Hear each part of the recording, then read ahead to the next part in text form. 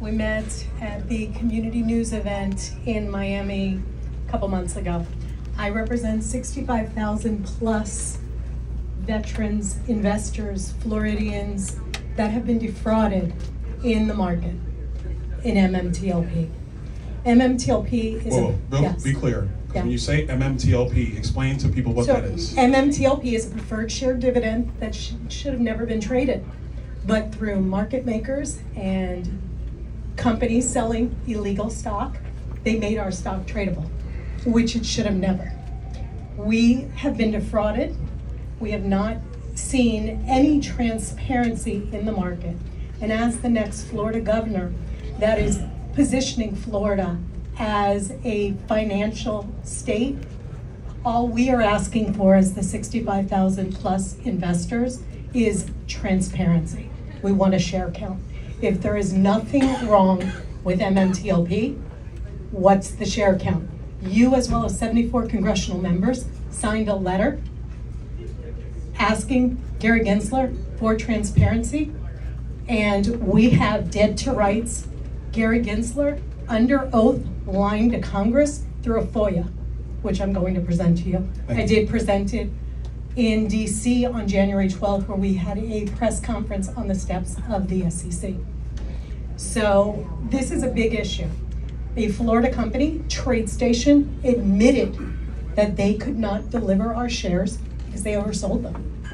Nothing has been done in Florida with TradeStation, and nothing has been done at the congressional level beyond signing a letter. We want transparency. Will you push, as Florida governor, for transparency in our markets? Great question. First, 100%, we are going to have transparency when it comes to financial transactions in our state. One of the bills that I authored when I was in the legislature actually dealt with making sure we were protecting seniors from disreputable investments. Thank you for that. I got this. And protecting seniors from disreputable transactions. We wanted to have protections for seniors in their investment and retirement accounts. So we are going to always push for maximum transparency. Second thing, Gary Gensler, the previous head of the SEC, was awful. And he was not transparent about a lot of things. We have a new head of the SEC. I will call him after this event, and we're going to get that ball rolling. Because you're right, it's about transparency, 100%. We will do that. You have my word on that. We will take care of that. Thank you so much. I have two questions for you, Congressman. The first one, you mentioned, New York and California, they're doing basically everything wrong. Maybe doing a campaign over there would be easy because you need to solve everything. So my first question would be, what is it that you think the current administration, like Governor DeSantis, or maybe the past administration, has fallen short, to solve? And how are you going to solve it? And my second question would be regarding the main attacks and criticisms that I have seen against you. For example, I have seen on social media or even by the other candidates, they accuse you of being a flip-flopper. They mention that you change your stance, for example, on property taxes, or that you attack Governor DeSantis with, when he abolished Black history, from schools. So the question would be, how can people, or how are you going to ensure that people can trust you, to basically do the right stuff, which in some cases is not the most popular one? Real quick, hold on, let him keep the mic. I heard about the African American course. What were the other two? Property taxes. I have seen, for example, with Alligator Alcatraz, because I think that there was like a quote of you saying that was impossible or something of the sort, okay. And then you were, over there. So basically, yeah, that is some of the attacks. Those two? Yeah. Okay, all right. Because I want to make sure I address them. Of course. Number one, when it came to the course on African American studies, there were actually two courses. The first one was one that College Board brought to the state of Florida. The state of Florida rejected that course because that course in the fourth module in that syllabus had a lot of issues dealing with DEI in that course in the fourth section. When the state of Florida said no to College Board, I 100% agreed with the state of Florida. I was asked on Capitol Hill about that, and I said, Florida is doing the right thing. That course should not be taught in high schools. Some of the subject matter that they were talking about, I don't agree with, but that's really 4,000 level college material, not stuff in the AP course in our high schools. The state of Florida and the governor were right to reject it.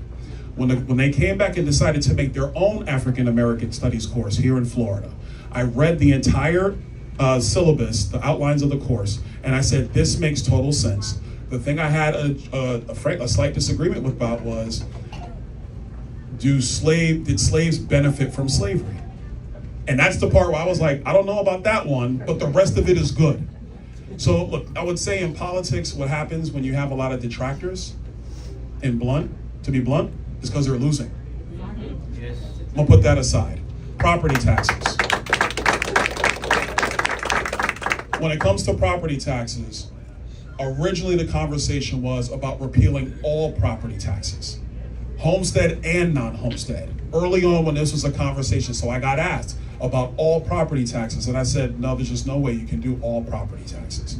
I think the governor obviously has gotten to the position of repealing homestead property taxes. I fully support the governor and what he's doing, because the truth is, our people are not piggy banks for local government.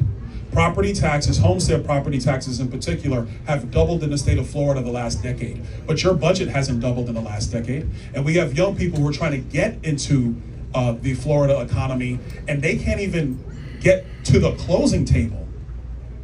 Forget owning the house, get to the closing table and get through escrow, because you have to front the first year of property taxes when you go into a new piece of property. So that creates a major barrier to entry for young people in our state. And for seniors on fixed income, it creates two problems. Number one, how are they gonna afford it? They're retired now.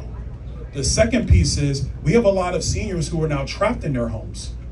They can't even sell the house they're in today, because if they do and they buy a new house, their property tax bill is gonna jump through the roof, because all the credits they've earned over years in Florida will evaporate because they go into a new property.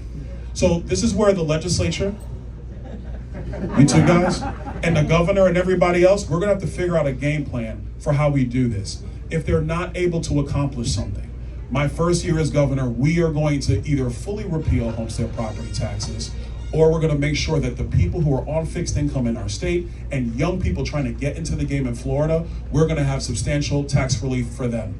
Because they have to find a way to continue to call Florida home. Okay? What was the other question you had? Let me answer the trust question. I got into politics about 16 years ago through the Tea Party movement. I was a registered Democrat when I was young. I'm from Brooklyn, New York. Brooklyn. It's kind of one of those things. I changed parties in 2010. I became a conservative, a real conservative in 2008. I remember my mother called me during the 08 election and she goes, aren't you excited that, about the election? And I go, what are you talking about, Mom? She goes, well, this is historic. This is great for us. And I remember I told my mother, and I said, Mom, I don't agree with Barack Obama. And you always taught me not to follow the crowd, but to research for myself. So that's what I did. I researched for myself, and I realized I did not agree with Barack Obama, so I didn't vote for him. In Congress, or frankly, at the State House level, I have one of the most conservative voting records in the country. Check the facts. I would tell, like the young people like to say, or Shaquille O'Neal, Google me, and you'll see it. If you look at my voting record, I don't care who's running the records, I have one of the most conservative voting records in the country. When I was in the state legislature, this is when the Marjorie Stoneman Douglas shooting happened. I think the number was about 14. There were about 14 Republicans that voted no on that bill. And the reason we voted no is because that bill took away Second Amendment rights of young people in the state of Florida. And I made a promise to my constituents that I would always protect their constitutional rights. And so I voted against my party. A lot of guys who support me today, I voted against them too at that time, because shall not be infringed means shall not be infringed.